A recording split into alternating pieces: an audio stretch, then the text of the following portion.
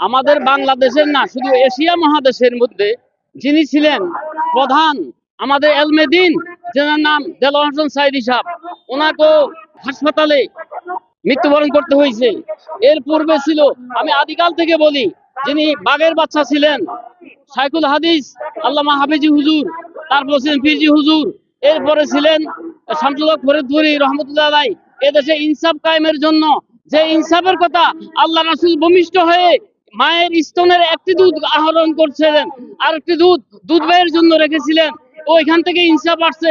আল্লাহ পাক ইনসাফ এই দেশে কায়েম হোক, এই জন্য আমি আসছি। সরকারের কাছে বিনীতভাবে অনুরোধ, উনি যেন এই হাদির বিচার না, আর পিছনে যাদেরকে মৃত্যুবরণ করতে হয়েছে, এই জন্য সুষ্ঠুভাবে যেন বিচারটা হয়। সামনে যেন এই ধরনের আধিপত্য, এই ধরনের কোন ষড়যন্ত্রমূলক কাউকে যেন আঘাত না করা হয়, সেই জন্য আমি সরকারের কাছে বিনীতভাবে আহ্বান এবং আপনাদের জনগণের কাছে আবেদন রাখবো।